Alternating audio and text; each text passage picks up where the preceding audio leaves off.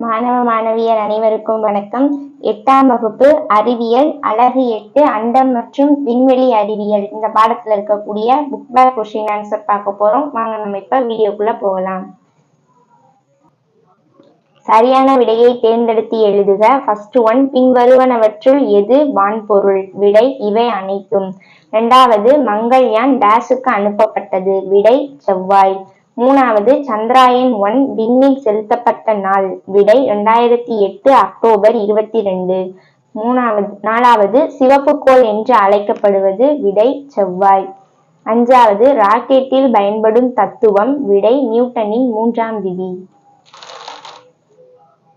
ஆறாவது, கிரியோஜெனிக் எரிபொருள் டேஷ் வெப்பநிலையில் சேகரித்து வைக்கப்படும்? விடை மிக குறைந்த. ஏழாவது, நாசாவின் டேஷ் திட்டம் முதலில் மனிதர்களை நிலவுக்கு அனுப்பியது? விடை அப்பல்லோ 8.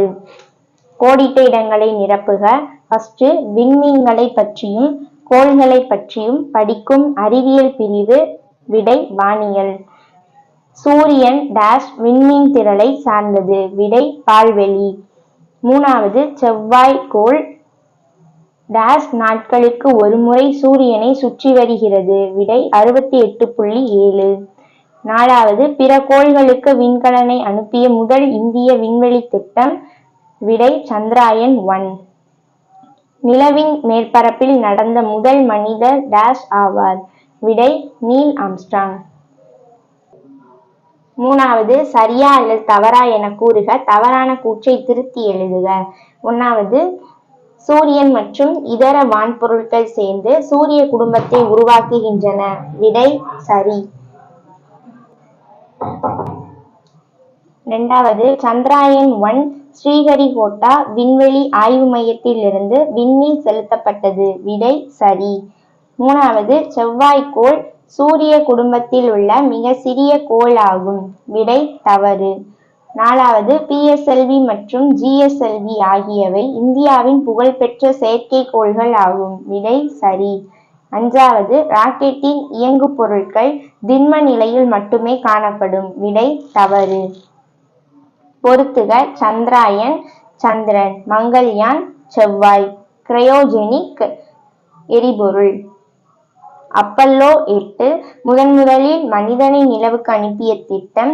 அப்பல்லோ 11 முதலில் மனிதனை நிலவில் தரையிறங்க செய்த திட்டம்.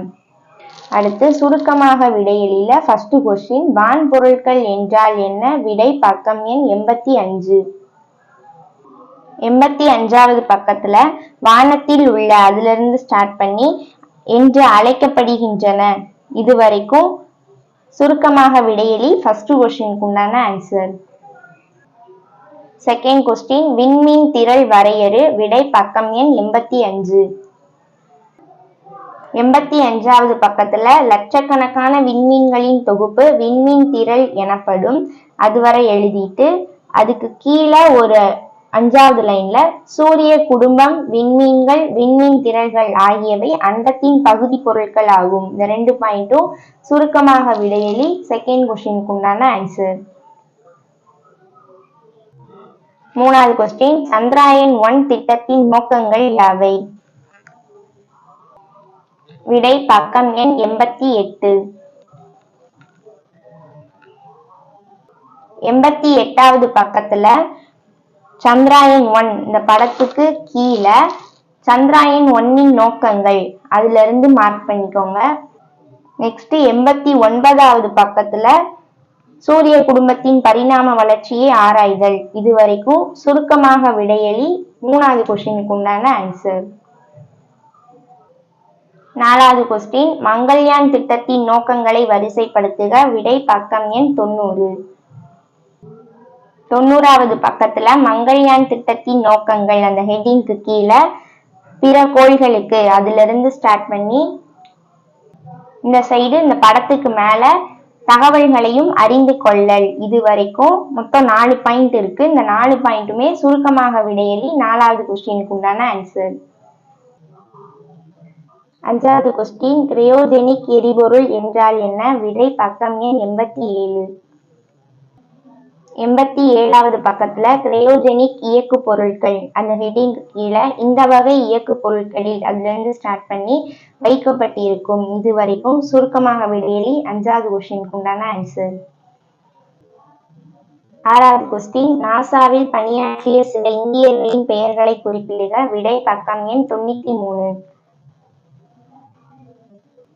93வது பக்கத்துல நாசாவில் இந்தியர்களின் பணி அதுக்கு கீழே ஃபர்ஸ்ட் நேம் வந்து Kalpana Chawla, second name Sunita Williams. இந்த 2 நேமும் எழுதிக்கோங்க. இது சுருக்கமாக விடையிலி 6வது கொஸ்டினுக்கு உண்டான ஆன்சர். விரிவாக விடையளி ஃபர்ஸ்ட் கொஸ்டின் சந்திராயன் 1 சாதனைகள் யாவை? விடை பக்கம் எண் 89. 89வது பக்கத்துல சந்திராயன் 1 சாதனைகள் அந்த ஹெட்டிங்க்கு கீழே சந்திரனின் மணற்பரப்பில் அதுல இருந்து மார்க் பண்ணிக்கோங்க.